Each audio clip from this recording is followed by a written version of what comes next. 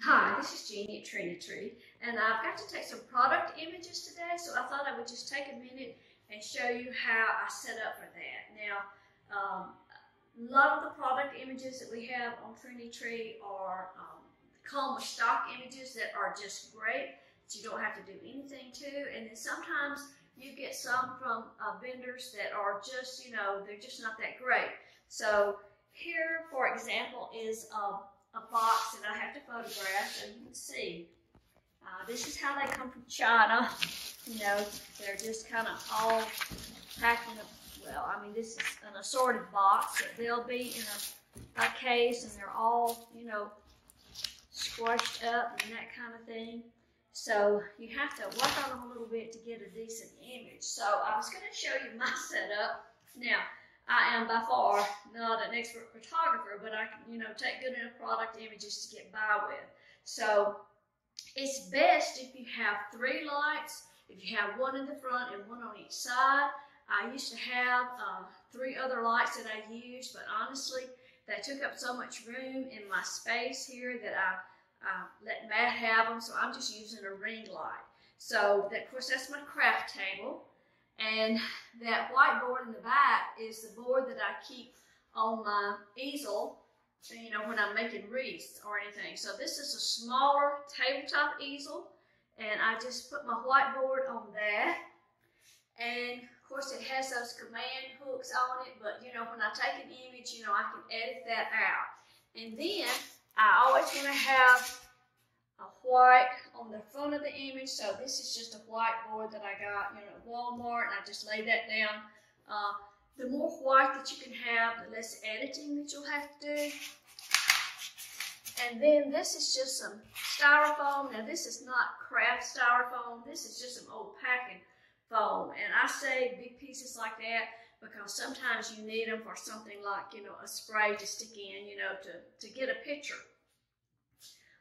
Google, if you have products and you sell them on your website, Google wants them to have a white background and no writing, no secondary things, no props or anything like that. So that's how we try to do our images. So I have my ring light set up, and then I have my camera set up on another tripod, and it's sitting right behind the ring light.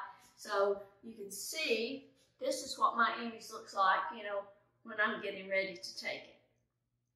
So I'll take one like a full length, and then I'll go back and I'll zoom in with my camera and take one closer up. Okay? And also, as far as camera settings, I always want, when I do products, I always want to have that on the macro setting. You always want to take as large, many pixels, in the picture, in the image as you can, because that way you'll have more leeway when you're editing it later. If you start out with a fairly small image size, and then you have to zoom in to crop it or work on it or anything like that, you just don't have very much to work with. So here's another one. And sometimes I use a clear vase. Sometimes I'll put a bush down in a clear vase or something like that, to get a picture. So you always want to, fix your product to make it look as good as it can. Okay. And that's sort of what that would look like. And like I say, that command hook that's in the back, that'll edit out. I use Canva. It's the editing program that I use, and I'll edit that out with Canva by removing the background. So I just thought I would show it to you. In case you have any questions, just let me know. Thank you.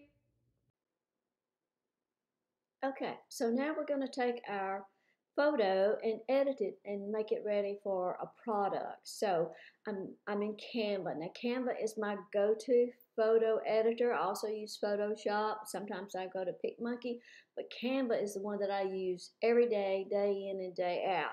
There's always something that one program will do that another one won't, but for most of the editing that I do, Canva does it all. Sometimes I'll have to take an image to Photoshop because I need to duplicate something or fix a blemish type problem. But anyway, Canva works for product images for me. So we're going to go to create a design, and you can type in the size that you would like, or you can also let me close that because I had already clicked on custom. It already has some preset things for you depending on what you're making, like a Facebook post or a Pinterest pin or a video. For my purposes today, I'm going to create a custom size, and it shows the last few sizes that I have done, and the 1500 by 1000 is what I want to choose. Now, if you hear barking in the background in a minute, Browser has chosen to come in to the office here with me. So he may bark. He's looking out the window. The kids are out for spring holidays this week, so when he sees something, he's going to bark. So this is my screen, and I'm going to divide it into two sections. So I'm going to go over to Elements, and I'm going to choose Grid. And of course, when you can divide it into all kinds of sections. Just, if you want 6 sections, if you want a square image, you can do that. And that's more of a generic tutorial, I guess. So today, I want 2 sections. So I'm going to go over to Uploads. Now, I have already uploaded the image that I took. It was a butterfly image, and you see all these images that I have in here are product images that I have worked on. It just saves everything that you pulled in as an image. You can see wreath images that I've worked on, tutorials and so forth. But I'm looking for that butterfly image. I think I scrolled past it. I hope it's not making you dizzy. There's the close-up. Well, I had it just a minute ago. Oh, that's right there. That's the one that I used. I'm going to go ahead, and instead of doing that one, I'm going to get one that's a little brighter color so you can tell more about it. So I'm just going to click on the trash can and move that out of the way. And then I'm going to go back, and I'm going to choose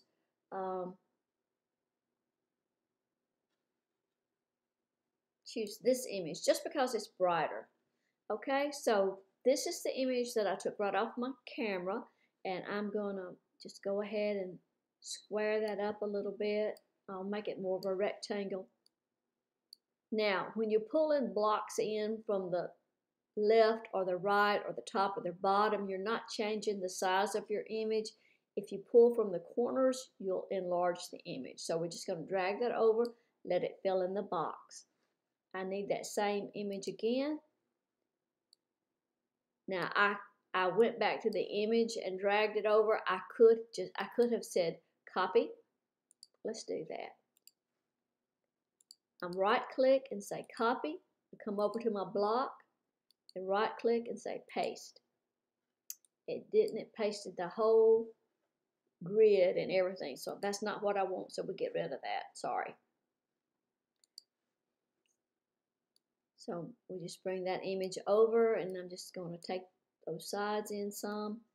Now, so I have 2 identical images. So this is the unretouched. And now we're going to work on this image and get rid of that background. So I'm going to click on that image, and then I'm going to come up here to edit. So we're going to click on the image, go to edit image, background remover, click on that, and let Canva work its magic. See what it does. Now sometimes when you taking out the background, it'll take out some things you might not want taken out. And then sometimes, it just depends. It depends on the image. Sometimes it works great, sometimes it's not. But it looks okay. So we're going to enlarge that image to see what it did. You can just do this little button down at the bottom to make it as big as you want it. So I can see right there that it really took out a little bit of that wire that's holding the butterfly. So I'm going to click on Restore, and I'm going to make my brush size small. Kind of move my image around a little bit. I'm going to make the brush as small as I can, and right here, the little butterfly antler, it kind of took out part of it, and it took out part of that wire. I need to show that that wire really is, you know, attached. So I'm going to make it even a little larger now because I've got a little bit of gray that I need to take out. So now I'm going to click on Erase, and I want my brush size as small as I can make it. And then I'm going to go back and take out that little bit of gray. It restored some stuff that I really didn't need restored. The same way. And you know, this image would probably be just fine if I didn't do this part right here. I don't know. I like editing images. Okay, so now let's gonna go over and look at the blue butterfly. See, it looks okay. There's an area that it might need to be restored. So we're gonna just restore that. Now that area, that is, you know, that was the clip on my whiteboard. I told you it would be easy to edit out, and it is. So we're just gonna edit that out. And I see now when I took that image, I should have straightened that little twig out, but I didn't. So now we're gonna erase that clip, that command hook. That's what was on my whiteboard. I use that when I'm making wreaths, but I use the same whiteboard when I need to take product images. So just edit that clip out.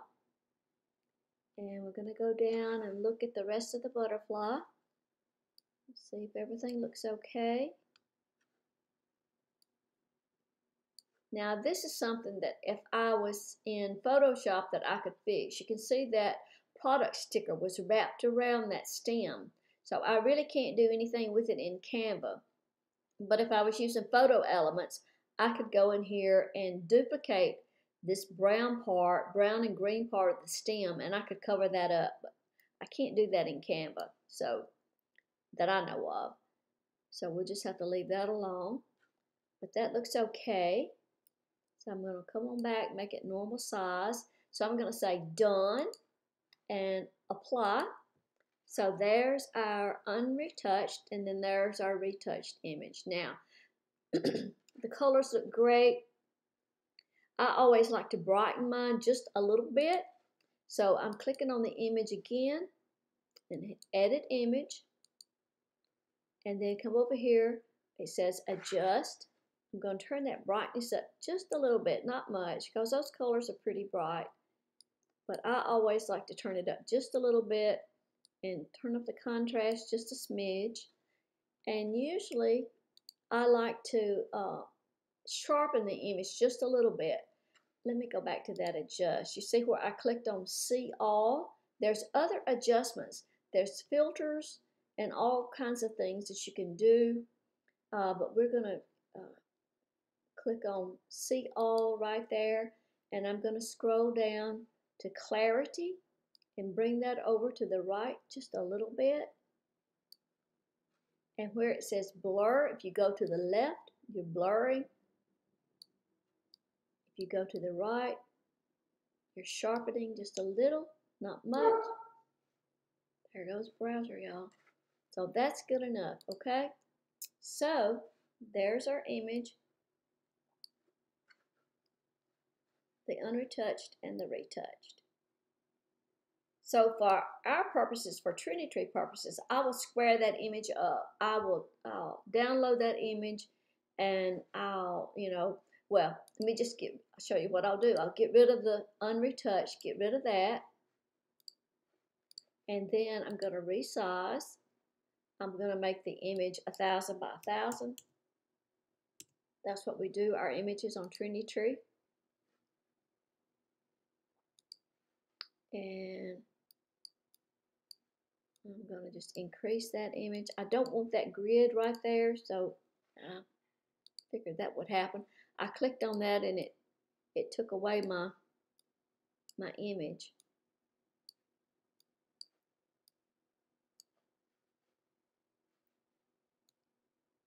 See, if I drag from the corners, it makes the image larger. And for this image, you know, you want to see more of this part than the stem anyway. So that's how the image will look when I download it. So I'll just title this, and you know, for Trendy Tree, I would use the SKU number. I'm not sure what this one is, so we'll just say 1, 2, 3, 4, 5. Butterfly. Click on share and click on download, and it tells you right there whether you want to download it as a PNG, JPEG, or whatever. I usually go with the PNG because it's a high quality image. And download that. It's downloading. It comes over here. I'll click on that. There's the image. And then I'll move it to whatever folder. I'll usually like have a images, Trendy Tree. I'm not going to do that because I don't have the SKU number correctly. So anyway, but that's how you take out the background. Okay. If you'd like to see more tutorials on Canva, just let me know.